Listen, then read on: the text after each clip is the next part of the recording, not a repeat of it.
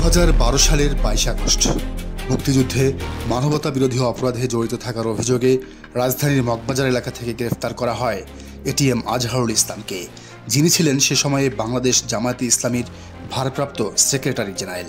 ATM Azharul Islam সেই ব্যক্তি যিনি প্রথম দায়িত্ব নেন বাংলাদেশ ইসলামী ছাত্র শিবির ঢাকা বিশ্ববিদ্যালয় শাখার সভাপতি পদের।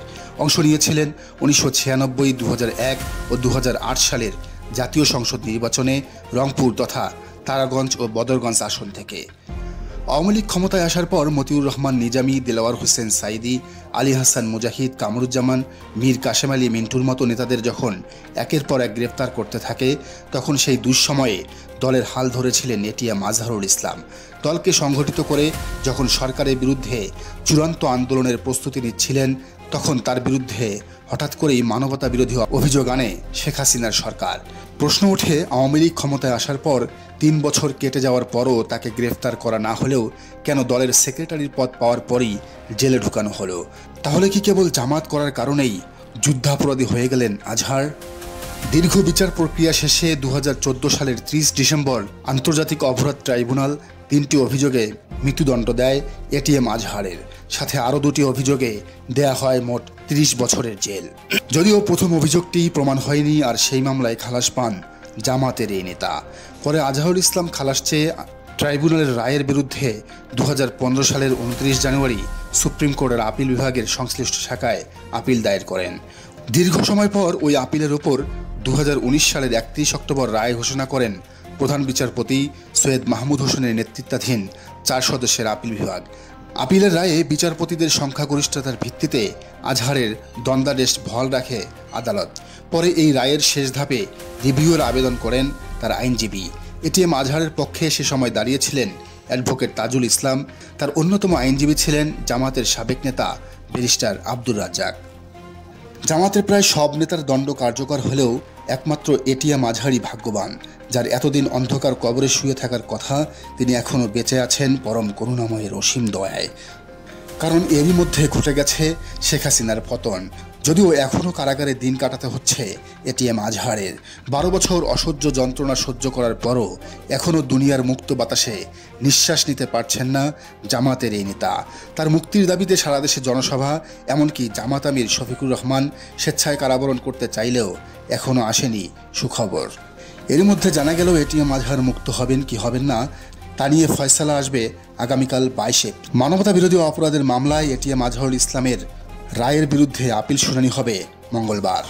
আজ আপিল বিভাগের জ্যেষ্ঠ বিচারপতি জুবাইর রহমান চৌধুরীর নেতৃত্বে 3 বিচারপতির আপিল বেঞ্চ এ আদেশ দিয়েছেন বলে জানিয়েছেন তার আইনজীবী শিশির মনির। আদালতে জামাত নেতা এটিএম আজহারুল ইসলামের আপিল শুনানির জন্য আবেদন করেন তার এই আইনজীবী। এ সময় রাষ্ট্রপক্ষে ছিলেন অ্যাটর্নি জেনারেল মোহাম্মদ আসাদুজ্জামান। কোটি কোটি জামাত সমর্থকদের প্রাণের দাবি এটিএম আজহারের মুক্তির জন্য, তবে অপেক্ষা করতে হচ্ছে আগামীকাল পর্যন্ত। সবার মনে একটাই প্রশ্ন, জেলখানা থেকে একের পর এক শীর্ষ সন্ত্রাসীও যখন মুক্ত হয়ে বাইরে ঘুরছেন, তখন এই ইসলামী আন্দোলনের সৈনিকের মুক্তি মিলবে কি? দর্শক, দ্বিতীয় খবরে যাওয়ার আগে অনুরোধ, এই চ্যানেলে নতুন হলে ও রাজনীতির নিত্য নতুন তথ্য ও বিশ্লেষণ পেতে চ্যানেলটি সাবস্ক্রাইব করে বেল আইকনটি বাজিয়ে দিন। এদিকে দেশের সর্বোচ্চ আদালত সুপ্রিম কোর্টের আপিল বিভাগে আছে বাংলাদেশ জামায়াতে ইসলামীর নিবন্ধন মামলা।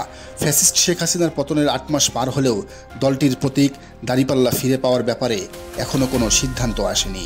অন্তর্বর্তী সরকার আসন্ন নির্বাচনের জন্য সুনির্দিষ্ট তারিখ এখন পর্যন্ত ঘোষণা না করলেও ভোটের প্রস্তুতি নিচ্ছে রাজনৈতিক দলগুলো। পিছিয়ে নেই জামাতও। এরই মধ্যে প্রায় 300 আসনে প্রার্থীও চূড়ান্ত করেছে দলটি।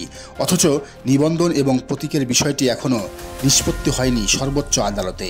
এদিকে সংশ্লিষ্ট আইনজীবী ও শিবিরের সাবেক সভাপতি শিশির মনির আজ সাংবাদিকদের জানান, আপিল বিভাগে আইনি লড়াইয়ের মাধ্যমে নিবন্ধন ফিরে পাবে জামাতে ইসলামী। কিন্তু কেন এত কালক্ষেপণ হচ্ছে? জবাবে তিনি বলেন, মামলার শুনানি শুরু হওয়ার পর অপরপক্ষের আইনজীবী দেশের বাইরে থাকায় তারা কিছুদিন সময় নেন। পরে শুনানি এগিয়ে এলে মামলায় নিযুক্ত বিচারপতি দুর্ঘটনায় পড়েন। এ কারণে তিনি প্রায় 1 মাস আদালতে উপস্থিত থাকতে পারেননি। এতে দ্বিতীয় ধাপে মামলার শুনানি বিলম্বিত হয়। জামাতের এই আইনজীবী বলেন, আগামী 22 এপ্রিল এই মামলার শুনানি শুরু হলে দ্রুত তা শেষ হবে বলে আশা করছি, কিন্তু 23 থেকে 30 তারিখ প্রধান বিচারপতি দেশের বাইরে থাকবেন। এরপর এটির চূড়ান্ত নিষ্পত্তি হবে। এ বিষয়ে জামায়াতের সহকারী সেক্রেটারি আব্দুল হালিম বলেন, 1979 সাল থেকে শুরু করে 2018 সাল পর্যন্ত বাংলাদেশে অনুষ্ঠিত জাতীয় নির্বাচনে অংশ নিয়ে এ পর্যন্ত জামায়াতের 50 জন নেতা জাতীয় সংসদে প্রতিনিধিত্ব করেছেন। তাদের মধ্যে 50 জন পুরুষ ও 5 জন নারী।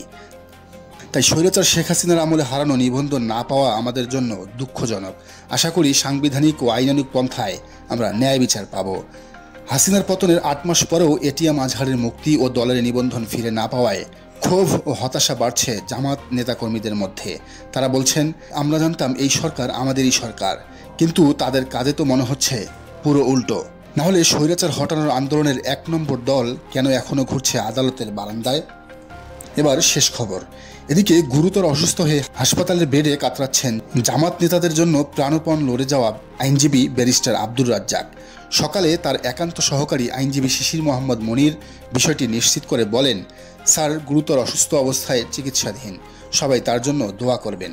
ব্যারিস্টার রাজ্জাক একসময় জামাতে ইসলামীর সহকারী সেক্রেটারি জেনারেল হিসেবে দায়িত্ব পালন করেছেন। 2013 সালের 18 ডিসেম্বর তিনি দেশ ত্যাগ করে যুক্তরাজ্যে চলে যান। দর্শক, জামাত সহ অন্যান্য দলের খবর দ্রুত পেতে চ্যানেলটি সাবস্ক্রাইব করুন।